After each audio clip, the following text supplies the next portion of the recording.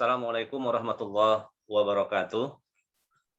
Waalaikumsalam warahmatullahi wabarakatuh. Alhamdulillahirabbil alamin wassalatu wassalamu ala asrofil anbiya'i wal mursalin wa ala alihi wa ashabihi ajmain. Anak-anak kami yang kami banggakan, alhamdulillah pada kesempatan malam hari ini bangga rasanya Bapak bisa berjumpa dengan kamu. Ada yang menggunakan seragam sekolah, luar biasa ini disiplinnya ini berarti ini. Ada juga yang menggunakan pakaian biasa, itu juga bagus. Alhamdulillah kamu semuanya sudah bisa hadir pada malam hari ini.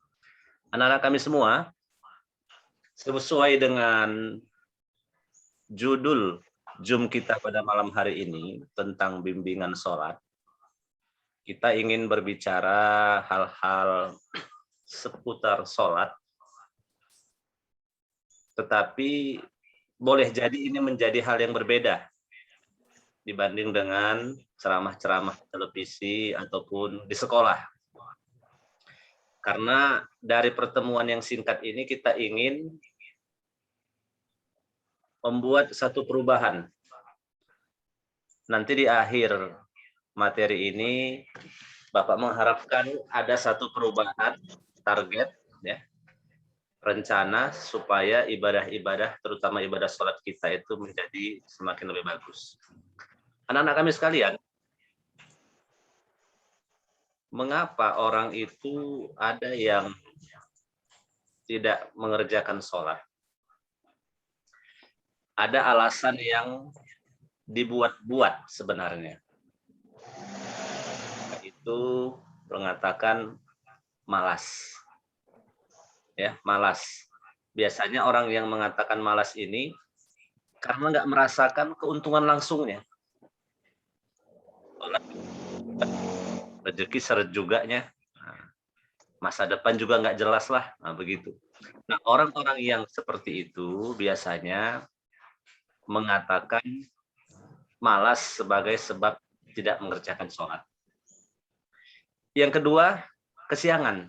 Ini yang sering apa ini? Sholat subuh dan sholat asar. Kalau asar kesorean, tidur siang misalnya dia gitu. Atau yang ketiga, badan berkeringat, bau, dibilangnya najis, belum mandi dan sebagainya. Atau yang keempat, alasannya sibuk. Ya. Alasannya sibuk, banyak pekerjaan, nggak sempat. Nanti mungkin ada yang melakukan hajatan, baik itu sunatan ataupun pesta kawinan, dengan alasan sibuk pesta misalnya. Ada juga yang meninggalkan sholat. Yang kelima, ini pula yang menjadi sebab salah satunya. Di rumah itu tidak ada yang mengerjakan sholat. Kalaupun ada mungkin bolong-bolong, sehingga anaknya di rumah itu mencontoh yang di rumah. Wah, ayahku aja nggak sholat, mamaku juga nggak sholat. Nah, jadi itu menjadi alasannya di antara alasan-alasan yang dibuat-buat. Nah, kalau kamu tidak sholat, apa jadinya? Yang pertama, sudah dapat dipastikan, kamu akan gelisah, nggak tenang. Walaupun nampaknya enjoy, happy, tapi sesungguhnya itu nggak tenang. Nah, coba kita perhatikan orang yang tidak sholat. Pada saat bangun tidur, pagi hari, apa hal pertama yang dia pikirkan biasanya? Biasanya kalau itu orang dewasa, akan berpikir tentang uang. Hari ini dapat uang berapa? Nah, ya. Tapi kalau kita yang sholat, justru ketika bangun tidur, diajarkan bukan berpikir uang, tetapi berdoa. Alhamdulillahillazi ahyana ba'dama amatana wa ilaihin nusur. Itu berbedanya. Yang kedua, kalau nggak sholat apa jadinya? Masalah justru semakin banyak. Eneng ora modusnya ada tuku melinjo, padahal melinjo nggak eneng. Abang, nggak ada loh bang.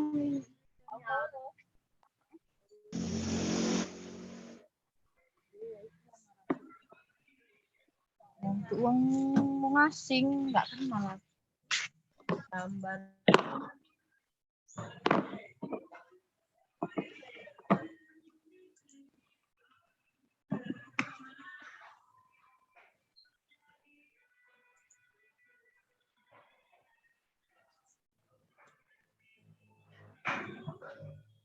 Sudah di unmute semua mic-nya? Sudah, Pak. Tadi masih terdengar ada Sudah, suara. Pak.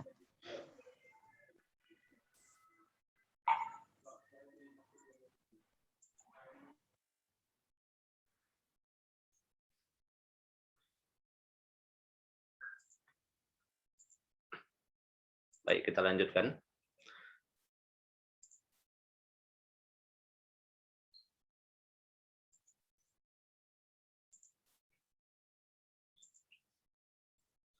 Nah, kemudian apalagi? Amarahnya tidak terkendali. Nah, amarahnya tidak terkendali. Kemudian rezeki dalam arti yang luas terasa sempit walaupun orang lain menganggapnya kaya, banyak. Tapi justru orang yang memiliki itu, yang dia nggak sholat itu, dia merasa kurang terus. Nah, yang kelima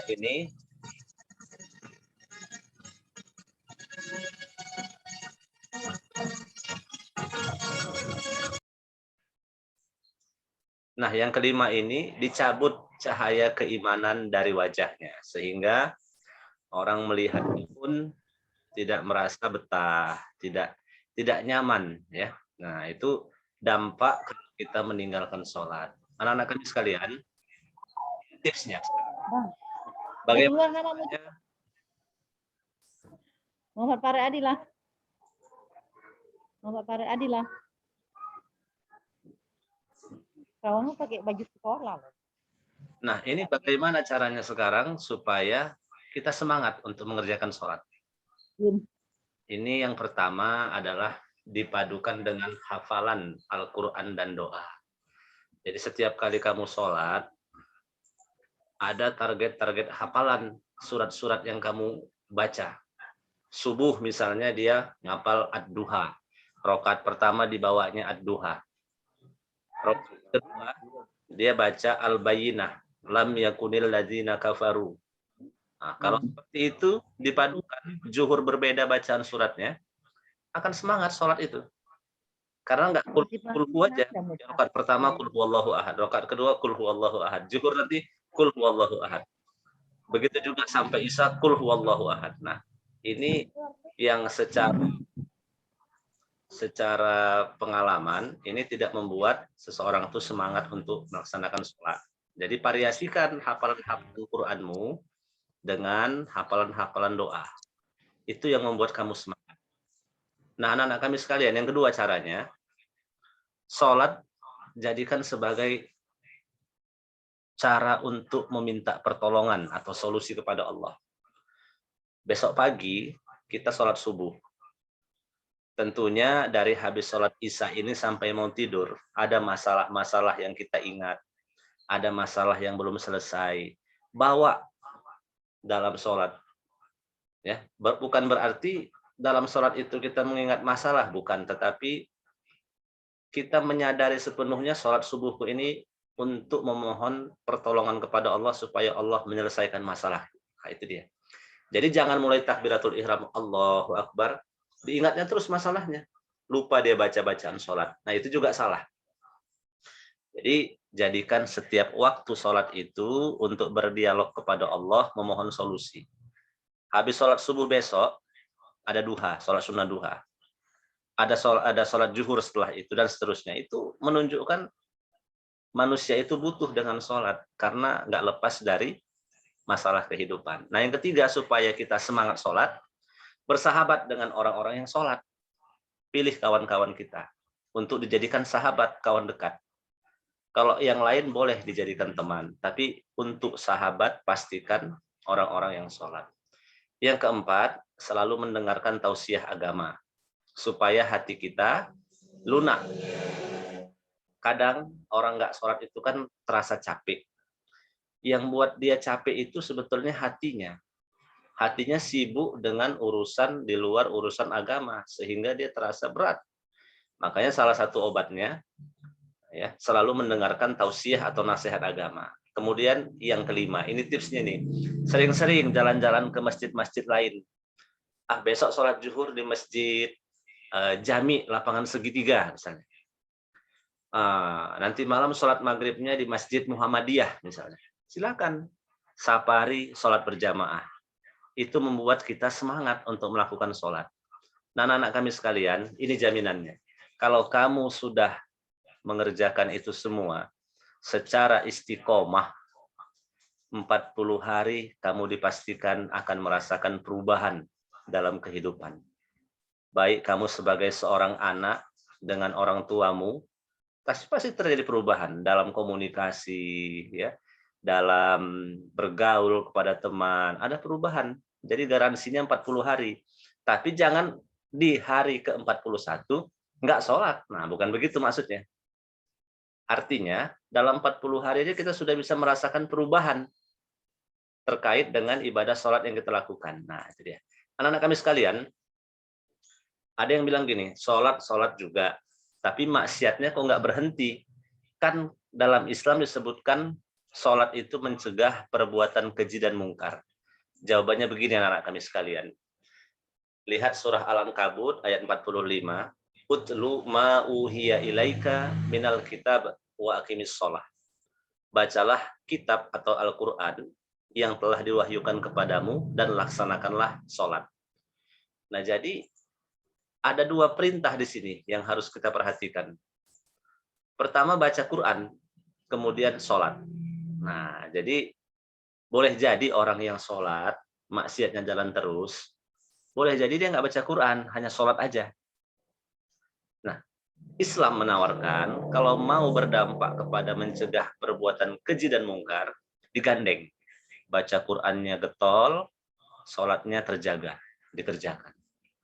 Nah, itu dia ya, itu tipsnya. Kemudian anak-anak kami sekalian, hadis Nabi menyebutkan Rasul amri al-Islam. Pokok dari semua urusan itu adalah Islam. Wa umuduhu as-sholah. Dan tiangnya itu sholat. Jadi Islam itu kan punya banyak aturan. Bukan mempersulit, tapi mempermudah. Nah, supaya aturannya itu mulus jalannya, mudah, kuncinya sholat. Itu maksudnya. Anak kami sekalian, ini tadi Bapak bilang, target perubahannya harus ada. Mulai sekarang, kamu buat jadwal safari pribadi atau bersama teman. Ajak kawanmu, yuk besok kita jumpaan, yuk zuhur di mana. Tapi jangan tujuannya selain sholat, misalnya jumpaan dengan pacarnya. Itu bukan seperti itu yang Bapak maksudkan ya. Kemudian yang kedua, miliki minimal satu orang guru pembimbing agama yang bisa kamu jadikan tempat bertanya. Ketiga, dekatkan diri dengan Al-Quran. Yang keempat, amalkan zikir pagi dan petang. Ini anak-anak kami sekalian, Zoom kita pada malam hari ini sebagai materi bimbingan sholat. Bapak berharap ada pertanyaan dari kamu. Untuk pertanyaan-pertanyaan itu Bapak kasih waktu 3 menit. Silakan bagi yang ingin bertanya, mic-nya diaktifkan.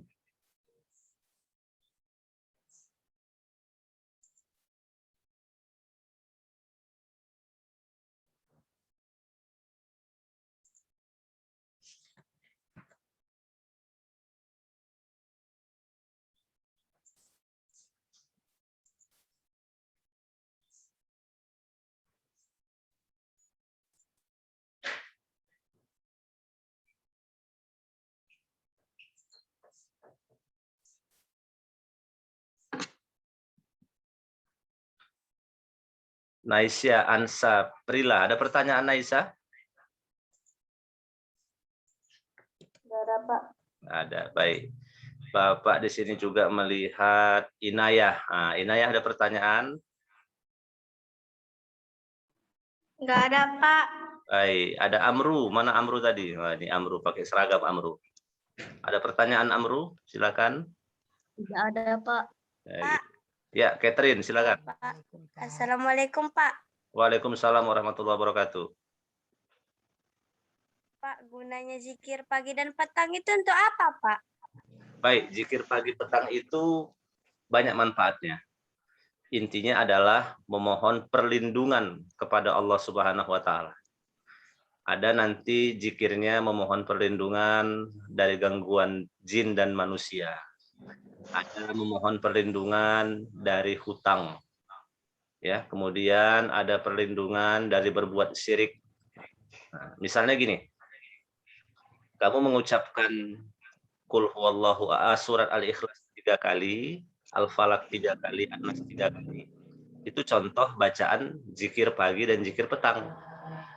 Atau kamu membaca 3 kali raditu billahi robba wa bil islami dina wa bi Muhammadin nabiyya wa rasulah. Itu bagian dari zikir pagi dan petang. Oke, ada lagi silakan.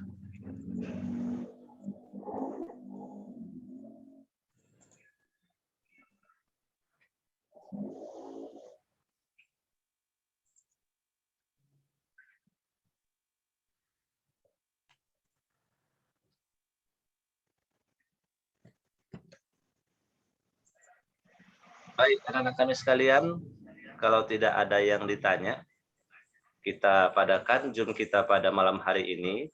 Seperti biasa, kita akan foto bersama. Jadi kalau ada yang bersama orang tua, Bapak minta ajak orang tuanya.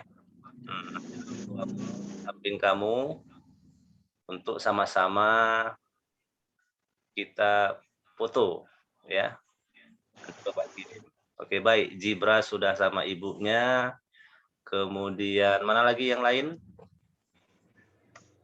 Tunggu sebentar ya, Pak. Oke, silakan Sahril.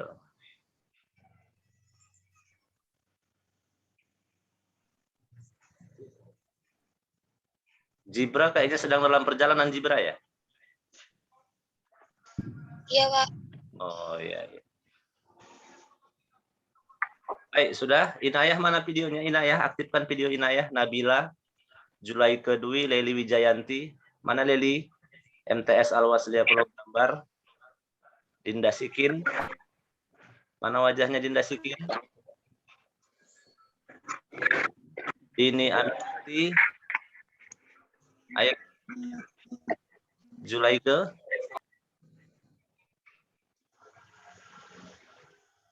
Baik, hitungan 3. Kita ambil fotonya ya. Siap? 1, 2, 3. Baik, terima kasih anak kami semuanya. Fotonya Bapak kirim ke grup WA. Demikianlah kita pada malam hari ini. Hadir. Dan bimbingan ini akan terus kita laksanakan karena visi sekolah dan madrasah kita itu di SMP Pakam akhirnya adalah berwawasan, tek dan lingkungan hidup dan berdasarkan iman dan takwa. Begitu juga di MTS Al-Wasliyah Pulau Gambar mewujudkan peserta didik itu di awalnya unggul, santun dan memiliki kompetensi melanjutkan pendidikan yang lebih tinggi. Akhirul kalam, billahi taufiq wal hidayah. Assalamualaikum warahmatullahi wabarakatuh. Waalaikumsalam warahmatullahi wabarakatuh.